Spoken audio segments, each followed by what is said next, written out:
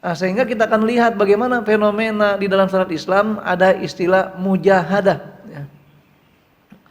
Jadi mujahadah itu menggambarkan usaha kita yang maksimal dalam rangka kita mampu mengendalikan hawa nafsu kita.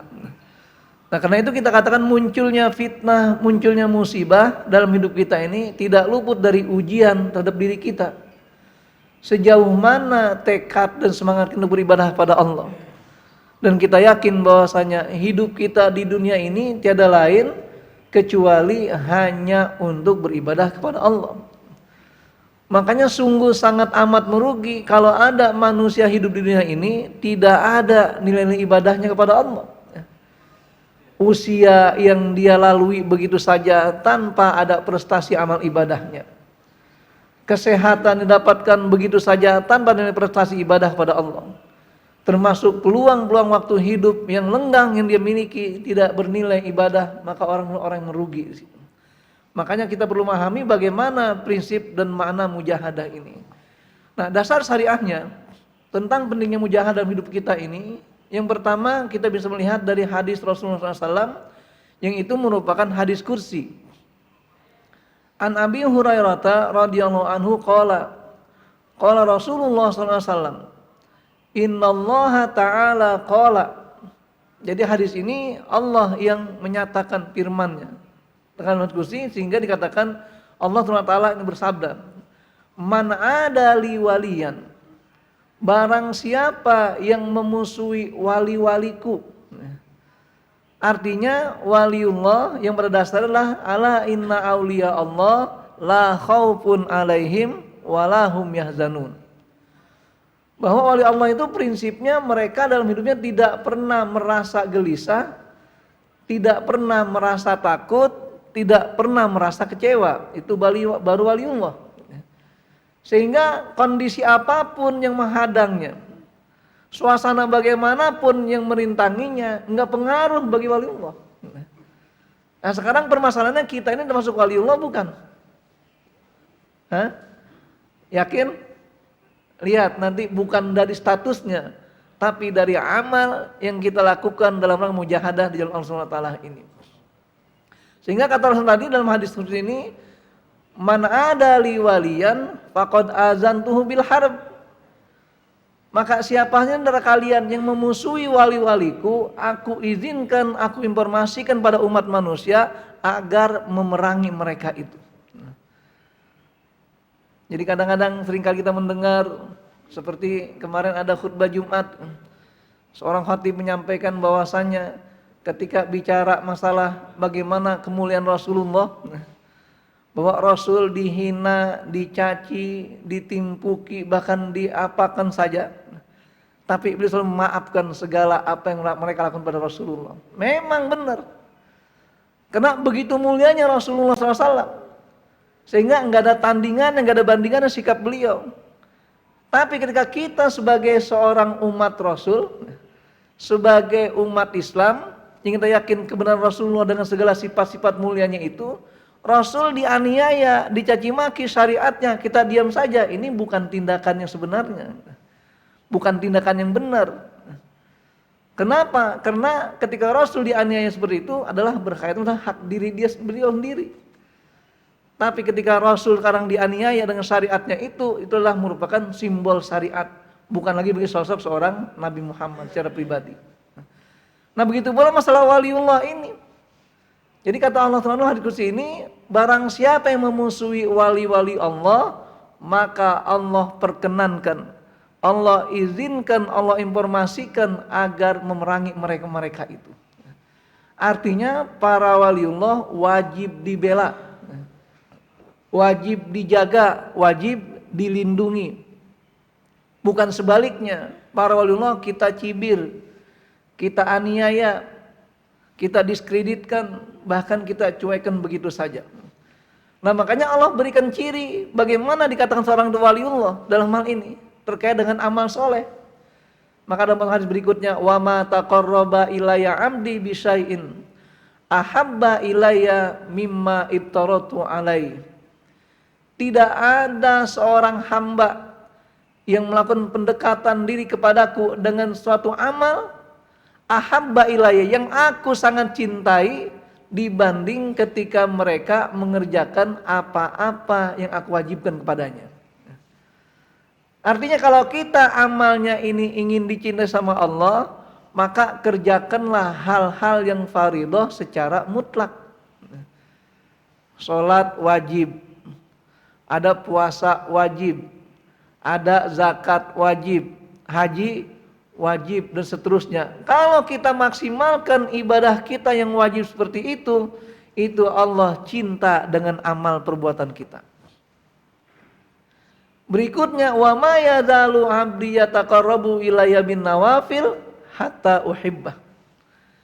Dan seorang hamba sebagai ciri waliullah, kata Allah di sini, selalu mendekatkan diri kepadaku dengan hal-hal yang bersifat nafilah, yang sunnah-sunnah, maka nilai akhirnya, kata Allah, hatta uhibbah, sehingga aku mencintai orang tersebut. Jadi ada dua karakter cinta Allah pada hambanya di sini. Yang pertama, Allah mencintai amal kita manakala kita mengerjakan yang wajib-wajib. Makanya ada sebuah hadis Rasulullah SAW, ketika seorang sahabat Nabi datang kepada Rasulullah dengan pakaian yang necis, yang sangat bersih, tampil yang meyakinkan, berkata kepada Rasulullah, ya Rasul, bagaimana pendapat Anda jika aku hanya mengerjakan yang wajib-wajib saja tanpa menambah amal-amal yang sunnah lainnya, apakah aku dijamin masuk surga? Maka jawaban Rasul, na'am in sodak. Iya, kalau dia jujur dengan ucapannya itu. Itu kenapa? Karena amal-amal yang wajib itu merupakan amal yang dicintai sama Allah. Maka manakala kita mengerjakan sesuatu yang Allah cintai, berarti itulah merupakan sesuatu yang akan diterima sama Allah SWT. Dan kemudian yang kedua, sahabat lain datang, seorang Arabi yang pakaiannya tidak meyakinkan, alias kumel bin dekil, dengan pertanyaan yang sama kepada Rasulullah, ya Rasulullah, seandainya aku kerjakan dalam hidupku hanya amal-amal yang ibadah yang wajib saja, apakah aku dijamin masuk surga? Maka Rasul menjawab dengan kata illa antunafil. Maksudnya kalau engkau menambah dengan yang nafilah, Allah akan masukkan surga engkau di surganya itu. Jadi satu pertanyaan, satu permasalahan, tapi dua jawaban. Kenapa? Karena dua kondisi manusia yang berbeda. Nah begitu pula di sini kita lihat bagaimana ketika kita ingin dapat kecintaan Allah cara dua hal. Pertama, Allah cinta dengan amal soleh kita. Yang kedua, Allah cinta dengan diri kita. Nah, agar Allah mencintai keduanya, maka di samping kita mengerjakan yang wajib-wajib, maka maksimalkanlah hal-hal yang sunnah-sunnah itu. Maka di sini katakan bahwasanya fa idza ahbabtuhu. Kata Allah, kalau aku sudah mencintai seorang hamba tersebut, kuntu sam'ahul ladzi yasma'u bihi. Maka aku akan menjadi pendengarannya di saat dia mendengar. Kenapa disebut Allah Ta'ala pendengaran dulu? Karena naluri dan fitrah manusia itu ketika baru dilahirkan sebagai bayi, yang pertama berfungsi adalah pendengarannya sebelum penglihatannya. Makanya kenapa bayi itu, artinya orang tua bayi, disunahkan untuk mengumandangkan azan di telinga kanan dan iqamah telinga kiri. Karena dia akan mendengar suara ayahnya pertama didengar ketika hidup di dunia ini. Ini ada sebagian orang ngefan banget dengan muazin Masjid Al-Akbar namanya. Sampai direkam. Tiba-tiba apa? Dia mendapatkan seorang bayi. Karena disuruh azan takut suaranya pales gitu ya. Akhirnya apa? Direkamin. Nih dengerin. Ini suara muazin masjid, bukan suara orang tuanya. Padahal maksudnya apa? Agar orang tua itu adalah suara yang pertama kali dengar oleh bayi tersebut dengan ucapan kalimat tauhid itu. Kenapa? Karena yang berfungsi pendengaran terlebih dahulu. Maka seorang waliullah pun begitu. Kata Allah apa? Kuntu sam'ahul ladzi yasma'u bihi. Aku akan menjadi telinganya di saat dia mendengar. Wa basarahul ladzi yubsiru bihi. Akan jadi penglihatannya saat dia melihat. wa yadahu allati yabtishu biha, menjadi kedua tangannya di saat dia menggenggam, wa rijlahu allati yamshi biha, menjadi kakinya saat dia berjalan. Artinya apa? Kalau Allah sudah mencintai seorang hamba, maka Allah akan mengatur, membimbing dan serta dalam setiap amal perbuatan hamba itu. Inilah kita katakan kenapa sampai Allah katakan barang siapa yang memusuhi waliullah maka Allah izinkan untuk memerangi mereka itu. Kenapa? Itu merupakan cermin, topangan dan dukungan Allah pada hambanya.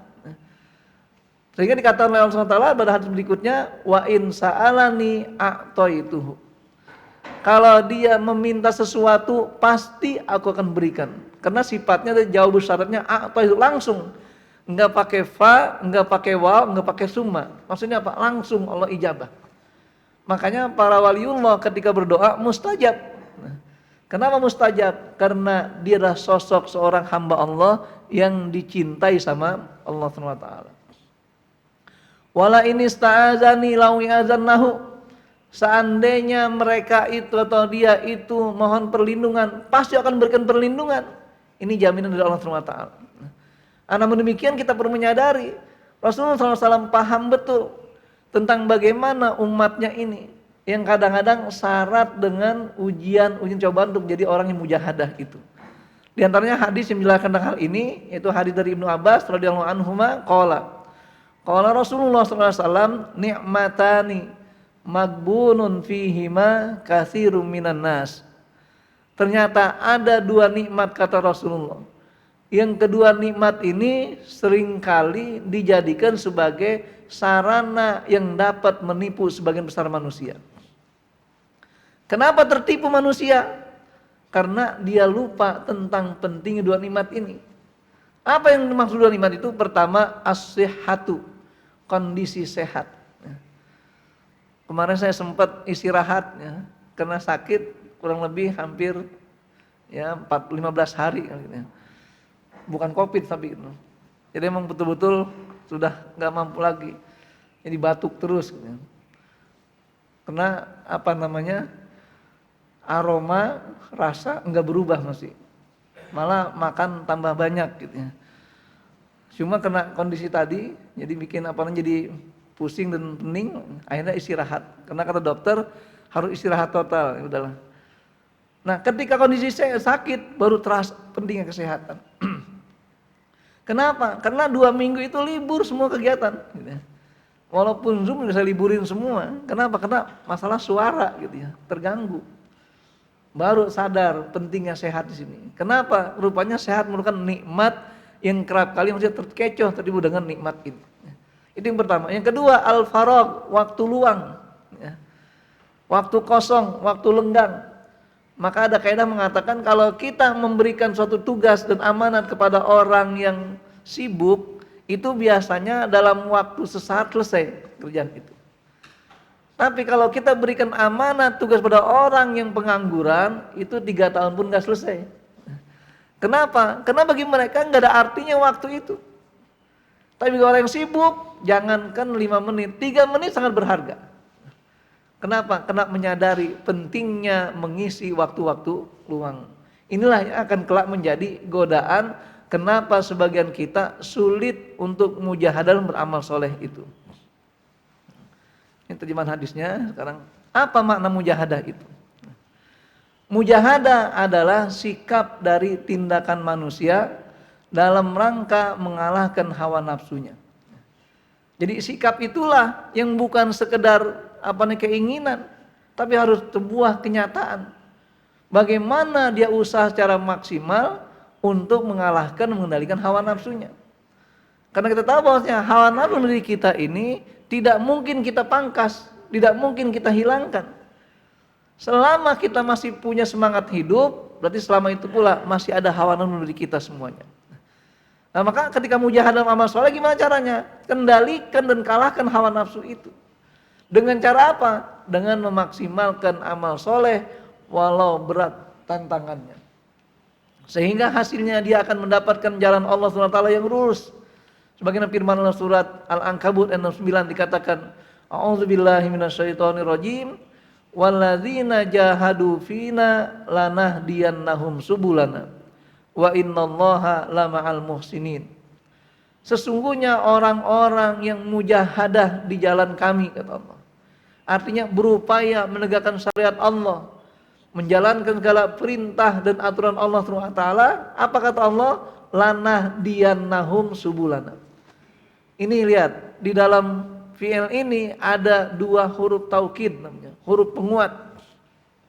Pertama lam taukid, yang kedua nun taukid. Lanahdiyannahum subulana. Berarti Allah berjanji, Allah bersumpah. Atau sungguh pasti kami akan tunjukkan jalan kami itu. Makanya ketika orang sudah mampu dapat petunjuk Allah di jalan Allah SWT, apa yang terjadi? Orang tersebut akan berbuat ihsan selalu, akan berbuat kebaikan selalu. Makanya potongan akhir-akhir kata Allah apa? Wa innallaha lama'al muhsinin. Sesungguhnya Allah SWT senantiasa akan bersama orang-orang yang selalu berbuat ihsan. Seringkali kita dengar kalimat ihsan, bahwa namanya sifat ihsan merupakan tingkat di atas sekedar orang bertakwa kepada Allah, tingkat di sekedar orang beriman kepada Allah. Kenapa? Karena ihsan itu prinsipnya anta budallah ka'annaka tarahu. Kalau kita menyembah Allah seolah-olah kita bisa melihat Allah. Artinya apa? Enggak pernah dia lengah dalam ibadahnya, enggak pernah main-main, kena merasa dia melihat Allah. Fa in lam takun tarahu fa innahu yaraka. Kalau tidak mampu mengekspresikan kita bisa melihat Allah, yakinlah Allah pasti akan melihat kita. Itu standar iman yang sebenarnya. Jadi seorang kalau dikatakan sudah muhsinin, maka nggak ada lagi celah bagi untuk mengabaikan waktu yang berlalu. Tidak lagi mengabaikan kesempatan yang berlalu, termasuk peluang kesehatan dia miliki. Kenapa demikian? Karena kesehatan itu baru kita akan rasa pentingnya kalau dalam keadaan sakit.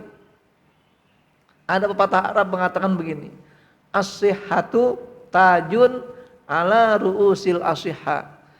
Kesehatan merupakan mahkota di atas kepala orang-orang yang sehat. Tapi apa dikatakan? La yaroha ilal mardo. Namun orang tersebut tidak tahu tentang mahkota itu di dalam keadaan dia sehat. Kapan dia akan mengetahui hal itu? Menjadi mahkota bagi dia di saat dia sakit. Ketika udah sakit baru berasa. Kayak mungkin kita kena penyakit gitu ya. Yang tadinya semangat hidup, semangat ibadah, sakit mulai terganggu. Apalagi kalau harus sholat di atas di masjid lantai 2 gitu. Naik tangga sudah mulai letih, kaki sudah mulai gemeteran. Kenapa? Kemarin-kemarin waktu sakit kemana? Pas sudah tidak, pas waktu sehat kemana? Giliran sakit dia baru terasa pentingnya itu. Nah, ini kita katakan orang yang muhsinin, bagi dia nggak ada tantangan dalam hidup itu. Kenapa? Dia akan semangat terus. Makanya Allah senang orang yang berbuat ihsan itu. Dan orang yang mampu mujahadah adalah mereka-mereka yang telah memiliki dan mengetahui tujuan hidup yang jelas, sehingga ia akan selalu berpihak kepada kebenaran para wali-waliullah itu. Kenapa mujahadah dengan ilmu pengetahuan? Karena berapa banyak orang bermujahadah tapi salah langkah. Contohnya dia maksimalkan amal soleh, malah tanda kutip amal soleh tersebut tidak disyariatkan, tidak dibenarkan. Atau sebaliknya, menolong orang dengan segala kemampuan kita, mulia enggak? Mulia. Tapi kalau menolong orang dalam bermaksiat, ini enggak mulia. Makanya harus tahu dulu amal apa saja yang dibenarkan secara syariat, perlu dengan pengetahuan. Sehingga apa? Dia akan selalu berpihak kepada kebenaran. Tapi kalau dia enggak tahu mana yang baik, mana yang salah, mana yang benar, mana yang tidak benar, maka dia akan bingung untuk mujahadah. Nah sekaranglah kondisinya. Ketika hidup syarat dengan fitnah seperti ini, manusia terombang-ambing. Manusia terpedaya dengan kondisi yang membuat dia terkecoh dengan saat seperti ini. Yang benar kelihatan salah, yang salah kelihatan benar. Yang benar disalahkan, yang salah dibenarkan. Jelas kita katakan dalam hadis Nabi, al-muslimuna ala syurutihim. Memang orang muslim itu harus berpegang teguh kepada perjanjian mereka buat, kesepakatan mereka sepakati. Tapi Nabi apa? Illa syarton wahida, kecuali satu syarat, yang nggak boleh dia taati. Apa itu? Ma'ahalla al-haram wa harram al-halal. Ketika dia menghalalkan yang haram dan mengharamkan yang halal. Nah, sekarang kita dapatkan kehidupan seperti itu. Yang halal jadi haram, yang haram jadi halal. Kenapa? Karena lagi-lagi kondisi fitnah seperti ini. Maka mujahadah dalam hidup kita menjadi hal yang sangat penting dilakukan agar kita menjadi para waliullah nanti dalam amal kita semuanya. Mujahadah itu berawal dari memaksimalkan ibadah wajib, lalu diteruskan dengan ibadah-ibadah sunnah yang berkesinambungan dengan ilmu pengetahuan yang benar. Sehingga orang ketika berusaha mujahadah, langkahnya yang pertama, kerjakan yang wajib dulu, maksimalkan. Pernah saya ceritakan, ada seorang sahabat, kemudian dia itu mendapatkan dana pesangon karena PHK dari perusahaannya. Nggak tanggung-tanggung pesangonnya 350 juta. Akhirnya apa? Dia coba-coba untuk semacam bersemedi gitu ya, menyendiri, datang ke sebuah pekuburan tua di daerah Jawa Tengah. Tiba-tiba ketemu kuncennya, nah, kemudian dikasih tahu begini-begini, dibilang bapak ini sebenarnya yang terpilih untuk mendapatkan keris wasiat dari almarhum tersebut. Syaratnya apa? Syaratnya tiap malam harus tahajud. Memang dilakukan, tetapi apa? Sholat subuh lewat terus.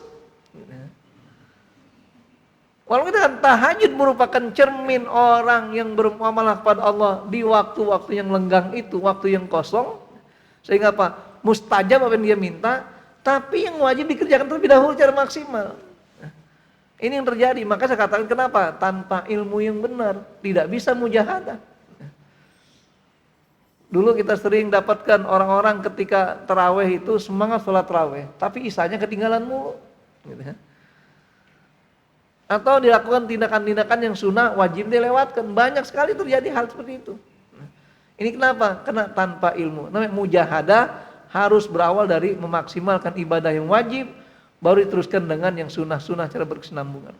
Sehingga ia akan meraih kecintaan Allah kepadanya, dan jika Allah telah mencintainya, maka tidak ada jarak lagi antara dia dengan Allah.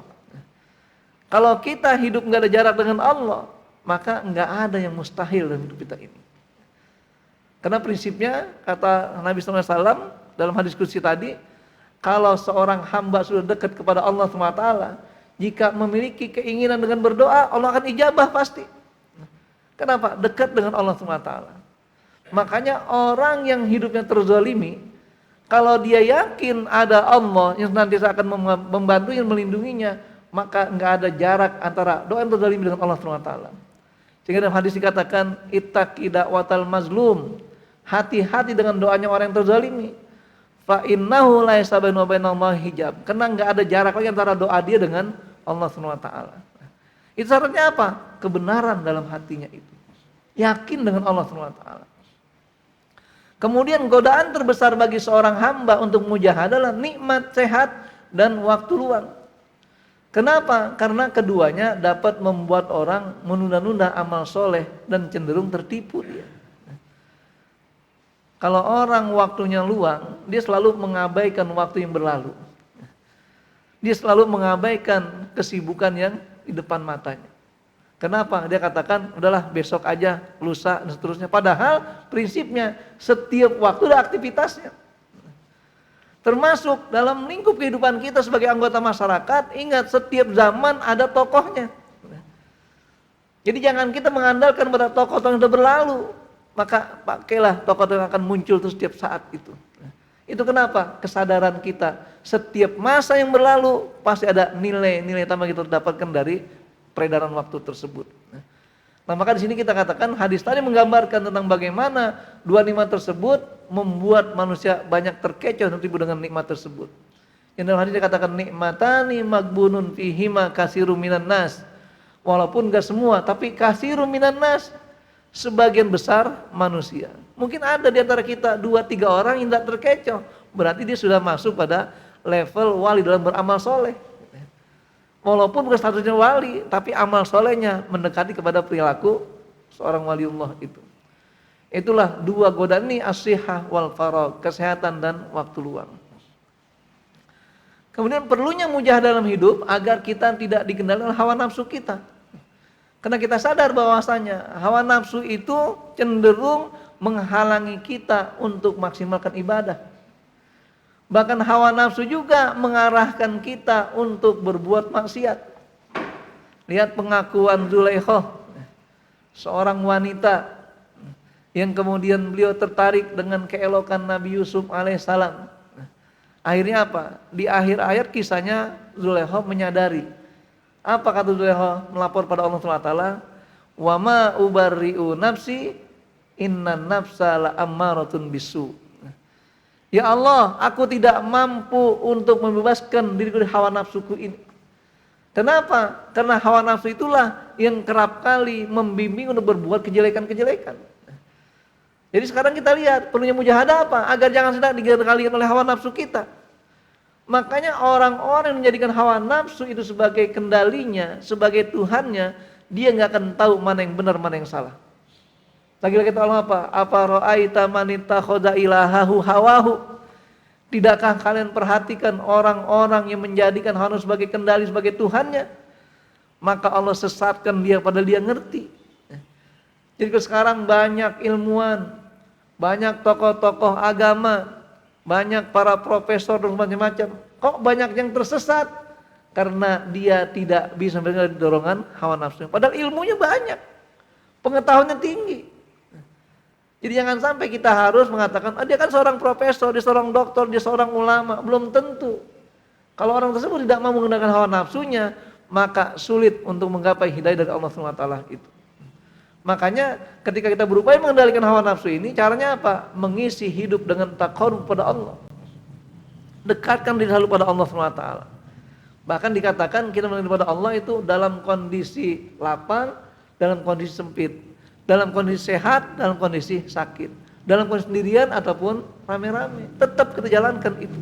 Inilah langkah untuk mujahadah dalam jalan Allah SWT. Bagi Rasulullah SAW melakukan mujahadah sebagai bentuk rasa syukur beliau kepada Allah. Sehingga apa? Suatu saat Aisyah mengisahkan, kata Aisyah, anak Aisyah takana Nabi SAW yaqumu minal lail. Suatu saat Rasul pernah bangun malam untuk sholat malam. Kemudian apa? Hatta tatapattara qadamahu, sampai kakinya bengkak-bengkak saking lama berdiri ketika qiyamul lail itu. Kemudian fakultu, Aisyah berkata kepada Rasulullah, fakultu lahu, lima tasna'u hadza ya Rasulullah. Kenapa mengerjakan seperti ini ya Rasul? Wa qad ghafarallahu laka ma taqaddama min dzambika wa ma ta'akhkhar. Bukankah Allah sudah mengampuni dosa engkau yang lalu yang akan datang? Maka jawaban Rasul sangat singkat. Apa kata Rasul? Afala uhibbu an akuna abdan syakura.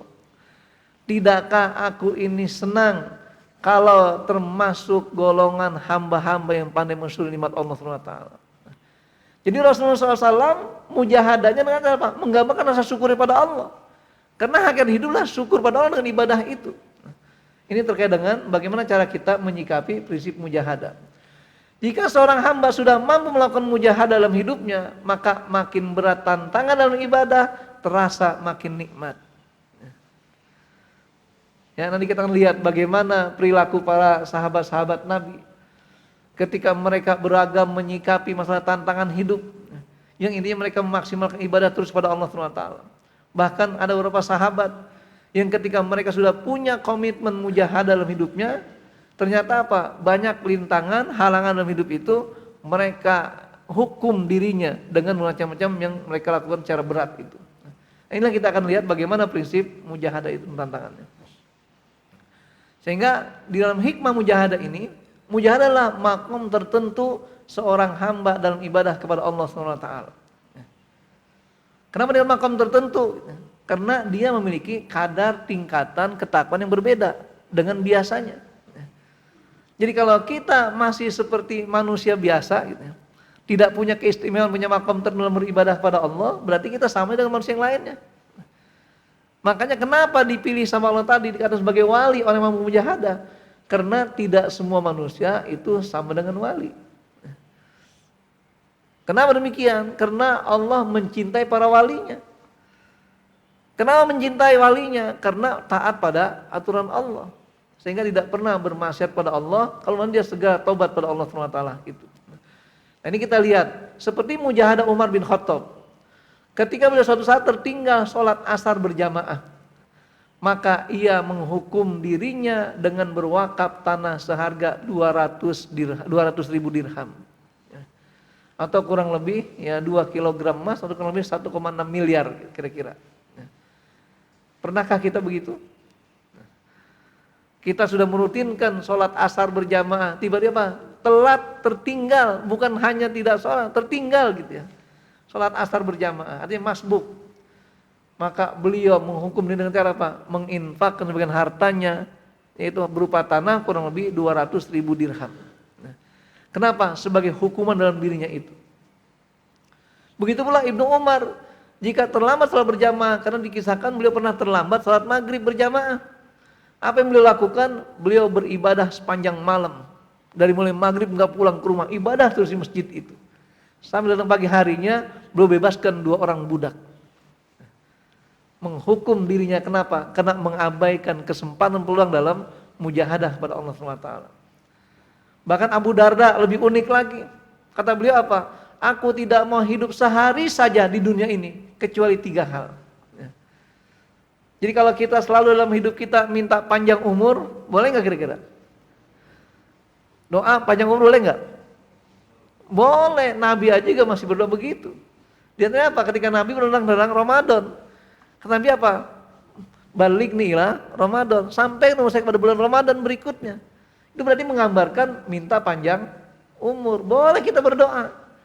Tapi ingat, Abu Darda dalam hal ini mengatakan, aku tidak senang hidup di dunia ini kecuali karena 3 hal saja. Apa 3 hal itu? Pertama, beliau karena merasa masih mampu menahan haus karena Allah di tengah hari Ramadan. Karena masih ada peluang menahan lapar ini, menahan haus di siang hari Ramadan yang terik itu, maka beliau mau hidup di dunia ini. Jadi maka saya katakan kaidahnya, kalau orang sudah mampu mujahadah, makin berat tantangan hidup, makin nikmat ibadah itu. Pernahkah kita mengalami kondisi seperti itu? Masing-masing punya sejarah, punya cerita, punya kondisi. Ada yang mungkin sakit gigi menjadi tantangan hidupnya. Iya kan gitu ya. Jadi kalau sakit gigi, kayaknya malas ngapa-ngapain. Boro-boro baca Quran, suruh sholat aja juga malas, kenapa? Itu gimana tantangan segitu dengan penghalang dia? Gimana mau mujahadah? Sakit mata, memang kalau sujud cukup penat gitu ya, pusing. Kalau sakit mata, ini tantangan juga. Tapi kalau orang sudah mampu masuk pada level mujahadah, makin berat tantangan hidup, rintangan hidup, makin nikmat ibadah kepada Allah. Kenapa? Karena dia yakin sangat dekatnya kepada Allah SWT. Makanya orang sakit doanya mustajab gitu. Ya kan gitu kan? Kan misalnya kalau kita jenguk orang sakit, mestinya bukan kita doain dia saja, dia juga doakan kita, karena mustajab doanya saat lagi sakit itu. Cuma ada nggak orang sakit sadar hal itu? Ada nggak? Ada nggak orang lagi sakit justru mendoakan orang lain? Ada nggak? Jarang-jarang gitu ya. Yang ada orang sakit dirinya untuk dirinya sendiri biar cepat sembuh gitu. Ya Allah, tega nian Engkau, kenapa aku bilang sakit seperti ini? Cepat sembuhkan. Kenapa? Ini banyak kegiatan saya tertunda, terlena, terpengkalai semuanya. Kenapa? Gara-gara sakit. Nah dia lupa bahwa ini ujian dari Allah, musibah dari Allah. Makanya kita katakan kalau ada orang manusia atau seorang manusia yang mendapat musibah dari Allah dan menyikapi dengan penuh kesabaran dan menerima dengan musibah ini, maka akan ridho dengan segala perbuatan doa dia semuanya. Itu janji Allah SWT. Nah ini Abu Darda, kenapa beliau mau hidup di dunia ini? Karena pertama beliau masih punya kesempatan untuk mampu menahan haus dan lapar ketika tengah hari Ramadan. Yang kedua, karena masih ada kesempatan untuk sujud di sepertiga malam. Berarti kalau sini udah nggak ada lagi kesempatan, nggak mau hidup lagi beliau di dunia ini. Itulah sosok seorang sahabat ketika mujahadah untuk beribadah kepada Allah SWT. Dan yang ketiga kata beliau, dapat berkumpul bersama orang-orang yang kata-katanya penuh hikmah. Artinya dengan majlis-majlis ilmu seperti ini, dengan perhimpunan-perhimpunan yang baik-baik, yang mengandung nasihat, mengandung wejangan bagi kita semua, ini mesti jadikan sebagai ciri kita motivasi untuk hidup di dunia ini. Makanya jangan bangga, jangan bahagia kalau umpamanya apa? Dengan musibah dan fenomena fitnah yang ada sekarang ini, akhirnya kegiatan, aktivitas pengajian libur semuanya, jangan bangga. Karena kemarin ada masjid WA dan telepon ke saya, Ustadz, ini kan katanya akan ada PSBB lagi gitu ya, kemarin itu. Ya, dari tanggal berapa kemarin? 11 berapa? Sampai 1 ya, Januari itu, masuk Januari. Ini kita mau nutup kegiatan di masjid. Kenapa saya bilang itu? Karena rupanya lingkungan sudah ada yang kena. Jangankan begitu, walaupun ditutup tetap Covid pasti akan menimpa dia juga gitu ya. Yang penting kita lakukan protokol kesehatan, kita jaga diri masing-masing, aktivitas harus berjalan. Karena prinsipnya menutup segala kegiatan itu dampaknya lebih dahsyat, lebih banyak madarat ketimbang kita buka seperti itu. Nah, ini lucunya apa? Masjid ditutup, pasar dibuka. Kan salah kaprah jadinya.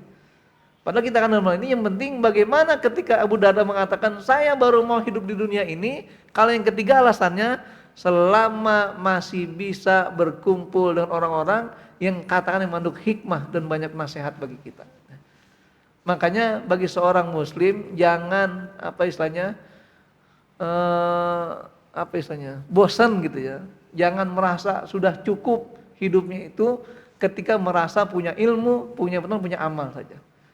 Karena orang dikatakan memiliki kesaadah dalam hidupnya itu pertama kalau dia tidak pernah merasa puas beramal soleh. Dan sebaliknya dia puas dengan beramal keburukan walaupun hanya 1 kali. Sehingga ada ungkapan seorang Kiai pesantren mengatakan begini, berbuat baik itu jangan sekali dan berbuat buruk baik sekali. Coba dicerna itu. Berbuat baik jangan sekali, berbuat buruk baik sekali. Paham maksudnya? Berbuat baik itu jangan hanya sekali saja. Jadi harus diulang-ulang. Adapun berbuat buruk cukup hanya sekali saja. Jadi dia bertobat, selesai sudah. Jadi kembali pada masalah mujahadah ini begitu pula. Jangan pernah kita merasa puas. Artinya untuk kita berupaya menjadikan amal soleh kita itu menjadi kata kunci semuanya. Enggak, jangan begitu. Sehingga dikata muhsinin tadi kenapa? Karena selalu berbuat ihsan terus dan terus dalam hidupnya itu. Dan kemudian terakhir, mujahadah dilakukan atas dasar kemampuan dan pengetahuan yang benar. Maksudnya apa di sini? Kemampuan itu, jadi kita berbuat sesuatu jangan melebihi kualitas dan kapasitas diri kita sendiri. Ada orang ingin mujahadah tapi maksimalkan sehingga apa? Nggak bisa berbuat sesuatu lagi, nggak bisa. Kemampuan kita. Makanya dalam konsep Islam yang namanya kemampuan itu ukurannya bukan sekedar kekuatan fisik, tapi ada konsep tawakal kepada Allah SWT. Maka berapa banyak orang kalau sudah bertawakal kepada Allah yang kadang-kadang sulit diterapkan terjadi dan dilaksanakan. Kenapa? Prinsip tawakal itu. Dan juga harus punya pengetahuan yang benar. Jangan kayak ceritakan tadi. Salah dalam jika mujahadah itu. Karena kalau tidak akan mengerjakan sesuatu yang kalau tidak demikian akan mengerjakan sesuatu yang sia-sia sifatnya bagi dirinya. Sudah maksimalkan berbuat sesuatu padahal salah, kan sia-sia berarti. Dan juga mujahadah yang sempurna adalah jika dilakukan secara totalitas dan menyeluruh. Karena hakikat hidup ini adalah ibadah kepada Allah SWT secara total. Jadi artinya kalau kita sudah mampu mujahadah, jangan kita batasi hanya pada masalah 1-2 hal saja. Tapi kita buka keran semua kebaikan itu. Sudah berinfak, zakatnya juga jalan, penolong juga harus lancar, kapalan juga berjalan, ini artinya maksimalkan. Ibadah maksimal harus tingkatkan juga. Nah kalau sudah kita laksanakan demikian rupa, insya Allah kita termasuk orang-orang yang mampu mendapatkan jalan Allah SWT untuk kita bisa meningkatkan semangat ibadah pada Allah. Akhirnya hidup kita walaupun singkat di dunia, tapi syarat dengan kebaikan-kebaikan. Hidup kita walaupun mungkin penuh dengan tantangan dan rintangan, termasuk godaan dan siksaan, tapi ingat di akhirat nanti menjadi sebuah nilai tambah dari Allah SWT itu. Itulah jamaah rahimakumullah yang kita berharap mudah-mudahan kondisi yang senantiasa terjadi pada kita sampai saat ini, baik fitnah dalam bernegara, bermasyarakat, musibah-musibah yang kerap kali menimpa kita berupa penyakit dan seterusnya, jangan dijadikan alasan kita untuk bisa mujahadah di jalan Allah Subhanahu wa taala. Saya kira itu, ya, mudah-mudahan ada yang ingin menyampaikan suatu komentar atau pertanyaan, saya persilakan. Terima kasih. Kembalikan kepada Ustaz Abdul Fattah. Silakan.